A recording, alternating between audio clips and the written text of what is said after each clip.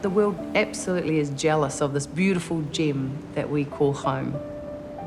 We can create opportunities in a way that I don't think anyone in the world can. We can make a thriving economy that we have people cared for, we have our needs met, our people are fed while looking after the environment. But we've got to be brave. We've really got to be brave, and we've really got to give things a go, and we've got to support our communities who are trying to do things a bit different.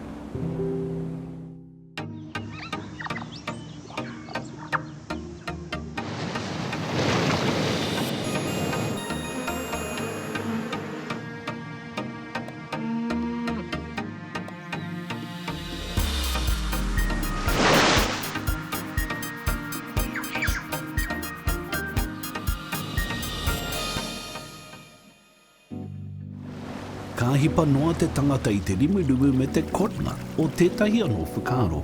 He oi kia tāne rāua ko Claire Bradley, ko te rimurumu hea rā no kia panoni hea te āhuatanga o te manaaki I te taiao, te whenua me te tangata.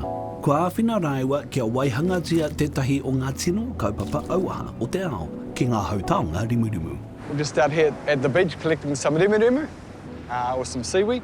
This is a Clonia radiata. It's a native New Zealand species, a beautiful seaweed. To us, it's a real taonga, it's a rongoa. That's very, very undervalued.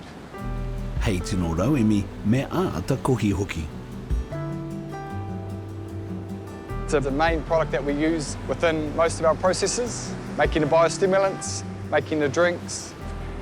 We're very, very blessed to have coastal communities throughout Aotearoa going out there collecting and harvesting. Meanwhile, some of them are doing fishing and diving at the same time. I'm just going to go down and start giving it a wash. The main thing about washing it is to get the salt off and to get it clean. And after that, we want to get it back and hang it on the lines and get it dry as fast as we can, just to really encapsulate the goodies. Because when the seaweed comes off the bottom of the sea floor, it starts to perish. So our job is how do we capture those nutrients and ensure that we're getting the best out of the rimurumu.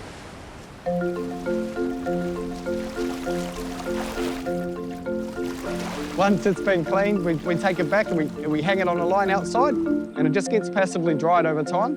So anywhere between 2 to 4 days, it just gets a real nice drying on it, and then from there, our brewers take care of it and we start milling it up depending on the process that we're going to be doing. And it just ferments so beautifully. I whakatinana hia te rā whakakitenga I ngā tau I mua I te wā I kite tō tāne māma a Jill. Rāua ko tāna matua whakaangi ko Keith. I te pito mata o te rimurumu, hei whakahauma ko Māori I te wā e mahi ana I te pāmu parakore. I whakaawea e te wheako, I whakatau rāua I te whakaoro nui, ka whakanekea te whānau ki Paeroa, ki reira whakatūai I te whea ke tere iti ki te mahi rimurumu. Ko te whakakitenga, ko te panoni I te āhuatanga whakamahi o te rimurumu, hei mea anō I ngā whakahauma ko tahito. Moving down to Paeroa and, starting a seaweed factory, we thought, oh man, these guys are pōrangi, For us kids, we just thought, it's a hobby, sweet as, good on you guys, Lo and behold, we have to call a family hui, and we're giving up our safe government jobs and selling the house, and so they started brewing with all different concoctions and just some horrible stuff, to be honest. I te wā I ritaia a Jill rāua ko Keith, I ngana ataane me tahi whanaunga kia whakahaere hia tonutia te kaupapa. He oi nā te taenga o tana hoa o Claire, I haere te kaupapa ki ngā wāhi hou o te wahatanga. I haere tonu rāua tahi ki te rangahau ki te whakawhanake hoki I ngā hautaonga ki te panoni I te āhuatanga pāmu I Aotearoa. Hani and I met first when we were young teenagers and then in our early 20s. I just gotten home from working in the Amazon rainforest for a couple of years, living with a really remote community. We worked with them to help both get protection over their rainforest, but also start like micro-enterprise, so small business in the middle of the rainforest, either ecotourism or creating goods and providing an economic stream. One of the biggest learnings was how our ecosystems are so connected. You can't remove or put something in without a ripple effect. And there are some similarities to what we do with seaweed, because seaweed is the Amazon of the sea. It provides oxygen, draws down carbon. It's one of the most productive ecosystems on this planet. If we're to create change, our farmers need to know that this product's going to do what it says. How do we really normalise the use of these seaweeds for its vitamins and minerals? I te wā I whakaputa tuatahi a Jill rawa ko Keith I tā rawa kaupapa ko Ocean Organics, te ingoa. He oi ka aori I roa, a I raru te kupu parakore, I whakararu hoki I a rawa mahi hono, ki a rātau e kahana ki te mahi whakatupu kai. Arā, ko ngā kaipāmu. So they created Agrisea, exactly the same product, certified organic, and it was quite a shift, just in a name change, that perception of the brand and the product completely shifted. And then the kiwi food orchardists and the dairy farmers and other people wanted to start using the product. No e nei tīmatanga whakaiti, kua tupu a Agrisea hei kaupapa auaha rimurimu no te whānau, nā te whānau. I te tau 2015, koia te kaupapa anahe o Aotearoa, I kitea e te kāhui ko tahitanga o ngā iwi o te ao, I tana mahi ki te oranga o te whenua. There's a perception we can't have stable economy and care for our environment because of the way that we've used our resources. We've had this make waste sort of linear model, and we have to shift to a biocircular. In nature, there is no such thing as waste. It is only an input into another process. That's where we see the future, and that's what we've done at Agrisea. I tēnei rā ka tuku a Agrisea I tētahi whiringa whānui o ngā hautaonga rimurimu, a he nui tonu e whanake ana ke whakaatuhia te unga ki te toi tūtanga me te whakaute ki te taiao. We've got a range of animal nutrition products. It increases their health status, it increases their productivity, and what we've found out recently with our work at Lincoln University is that it reduces the negative environmental effects coming out the back of the cow as well. We even make a product for bees. There was some stuff within our seaweed that helps the gut microbiome of the bee and makes them healthier. We were also drying it and turning it into seaweed pellets for the equa, and then also put into salt blocks for the animals with Dominion salts. Ka tīmata te haerenga o te rimurimu hei hautaonga whakamutunga ki konei, ki te whēketere ki Paeroa, ki konei whakakotahi ai te autahito me te awahatanga ki ia wāhanga o te tukanga whakangao. We've got this beautiful umami sort of flavour. It looks like mould, but it's like a salt, sweet and salty flavour, and it provides incredible bioactives for plants, animals and soils. Seaweed comes in and goes through its quality control checking, through its GPS location, and so we can trace every bit of seaweed through to the product. And depending on what we're creating, which product we're creating, we have different sizes. Then it goes into the fermentation room. It ferments there for 2 to 3 weeks, depending on temperature, particle size, pH, time. They're all quite different. And then we separate off the liquid, which is the liquid biostimulant, from the solid. That solid goes through a big wine press to extract extra liquid and goodies out of it in a mechanical way. And then that liquid is created into either products for plants or products for animals. Ka whānui haere te ahumahi rimurimu, he mea hirahira te tiki I ngā tikanga kohi toi tū. Kei te kite a Agrisea I te hiahia, kia tia kina te whenua me ngā pūnaha hauropi moana mō ngā uri whakaheke. If we don't make some changes to the way that our farm systems operate with our soil, we'll lose that soil, we'll lose that productivity on land, we'll lose that soil down into our water, which will smother seaweed, no fish, no kina, no paua, no oysters, and even seaweed helps our weather patterns. It releases isotopes that change the weather in our clouds. We cannot live without this life support system in our moana. We just won't survive.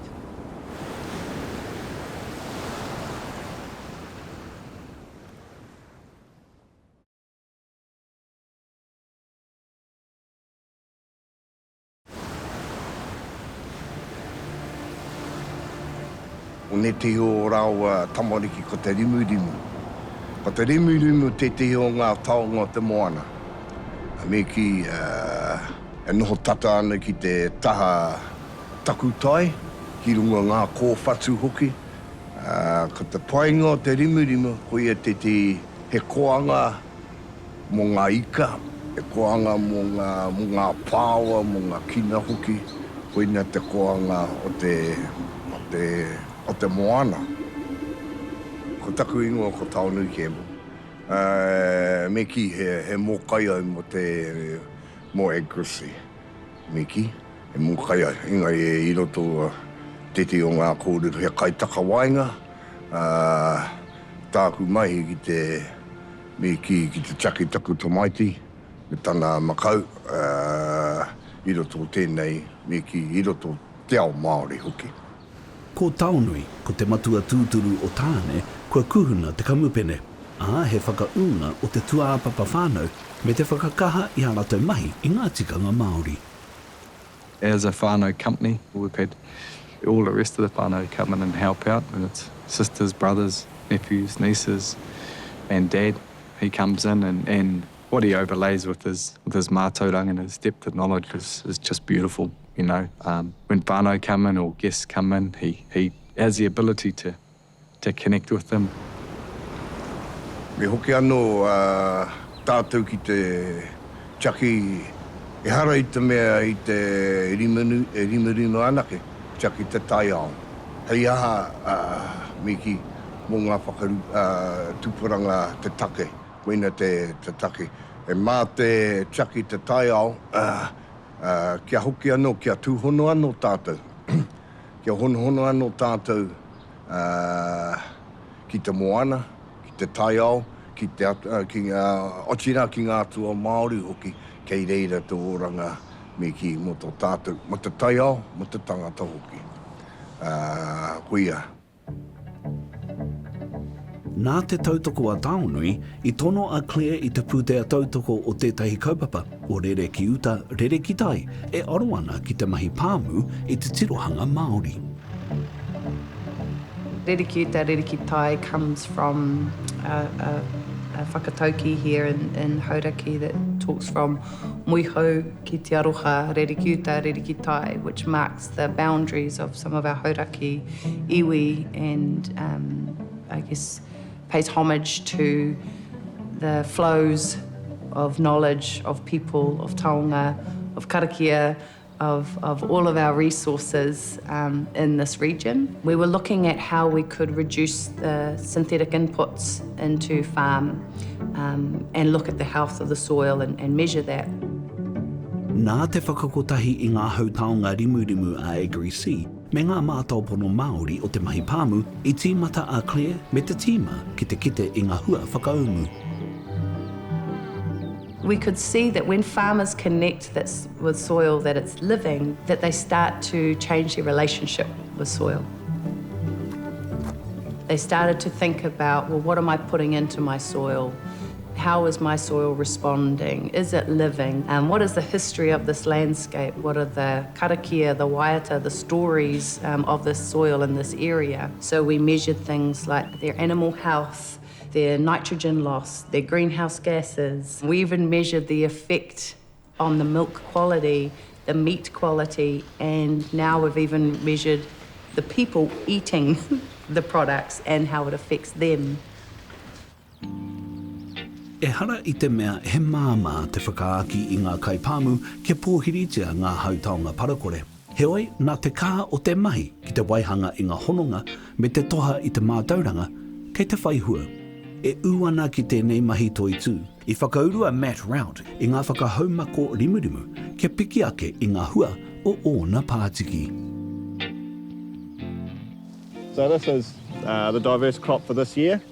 And then we swing to this paddock and this is what it ends up being. So once this is grazed off, we'll get 2 to 3 grazings off it, and then rather than spraying out and then putting a pasture in, all the perennial like chicory and plantain, clovers stay behind, and then we just deck it down really hard with the cows, and then we just go on with our ryegrasses and bromes and other grasses to fill in the gaps, you know, from where all the annual stuff has been eaten off. and then now we've got a diverse paddock. Our microbes, they rule the roost. And so if we feed them and if we look after them, then the effects carry through the supply chain.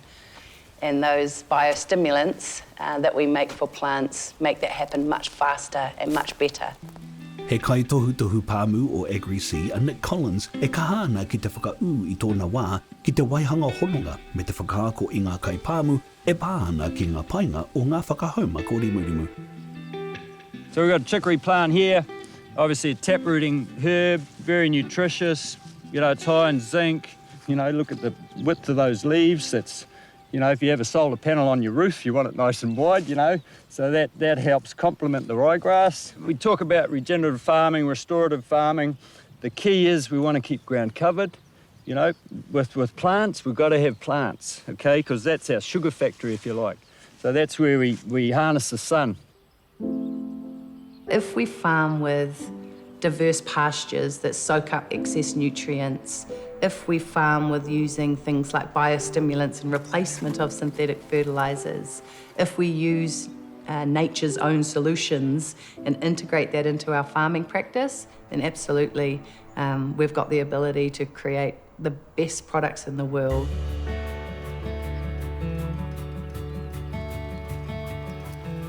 I whakaaro ake mātou me pēwhera mātou ki te whakapai, whakatika, whakamārama hoki ki ngā kai pāmu anei te tehi huarahi.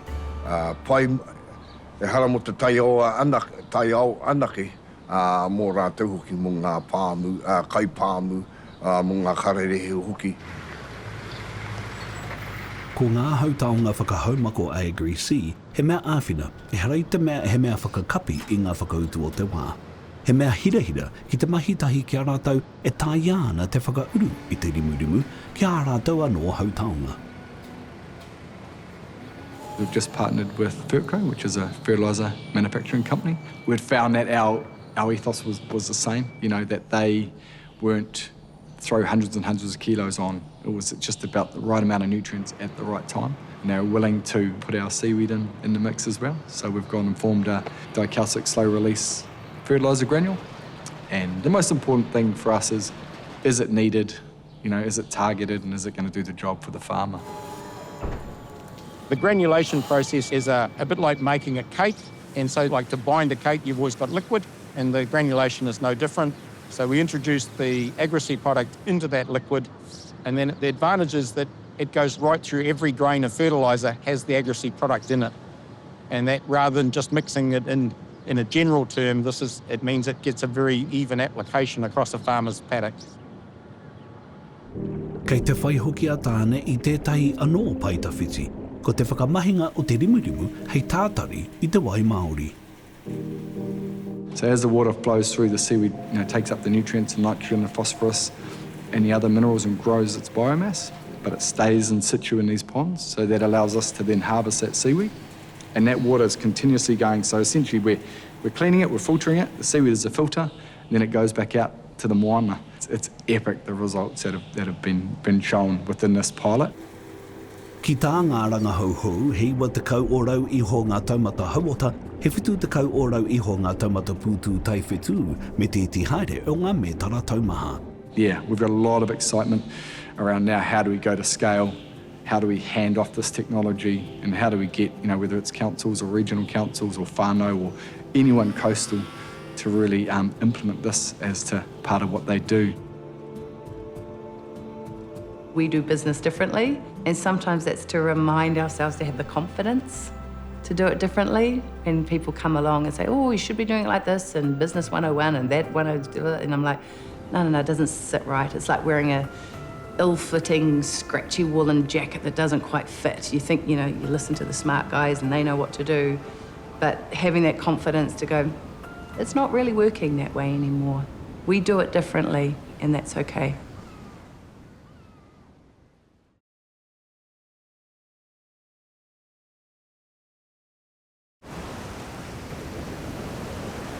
Ko Aotearoa te kāinga o te nui ake I ngā momo rimurimu ko tahi mano, e harai te mea ke te tiaki anake I ngā punaha hauropi o te moana.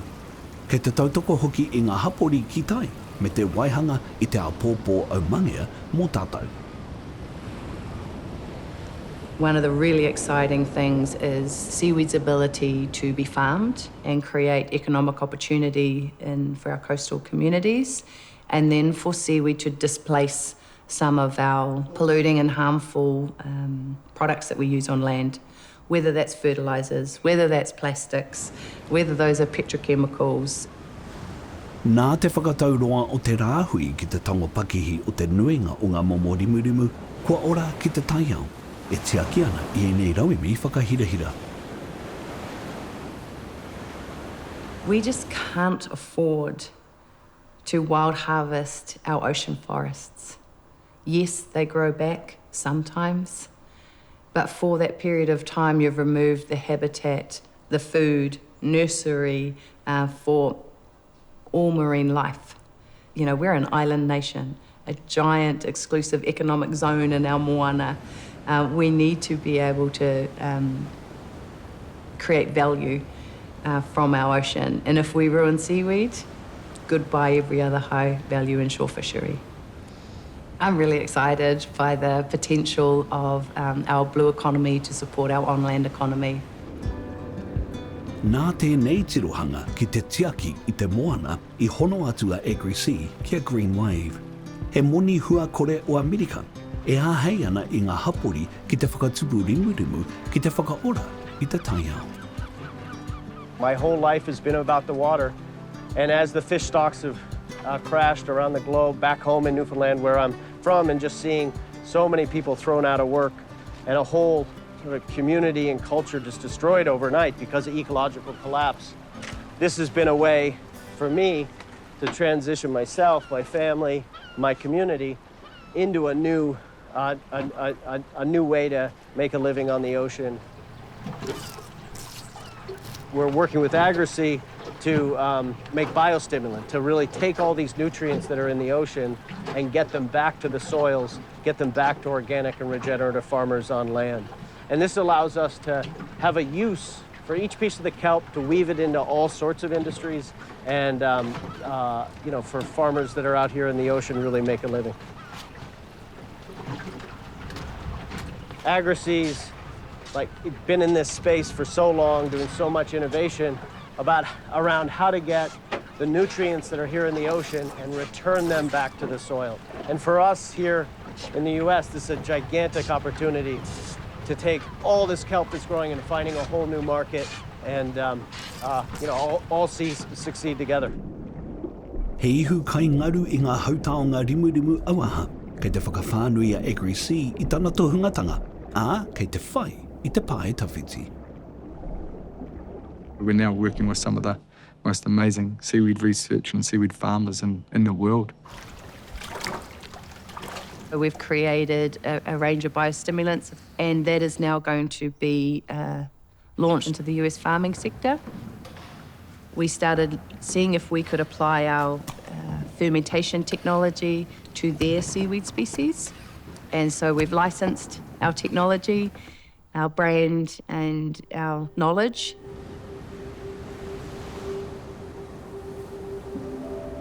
Ka te wai te menui, e taonga te wai. Ka tīmata me ki tēnei mai ngā kāhui maunga. Ka heki ngā wai me ki ngā koawawa, ki ngā me ki ngā wāhi, ki ngā repo hoki. I reira tēnā pēr ka tango ngā ngā opai e rā huatanga katoa, ngā para o te whenua, ka tahi ka rere atu ki te moana, ka tū hono ki te moana, me ki a para whenua mea. You know, we're a small committed group, and we're not in a rush, we're not in a race. I think we like to do things brick by brick, and that might sound a little bit counterproductive from an economic standpoint, but for us, we'd rather do it slowly and do it right. You know, so we want people to come away because they want to. you know, because they believe in the kaupapa, because they want to genuinely, you know, have the animals healthier and the food that they provide the world to be that much better.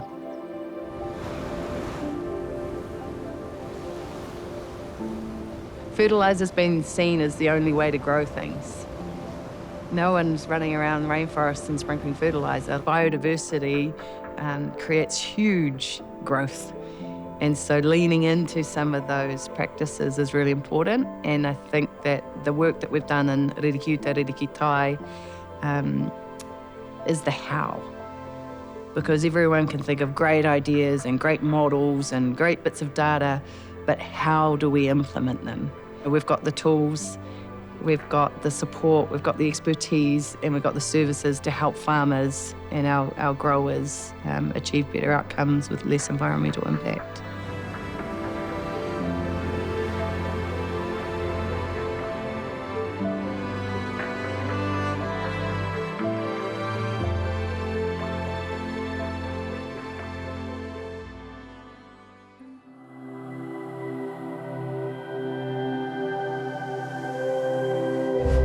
Ko te reo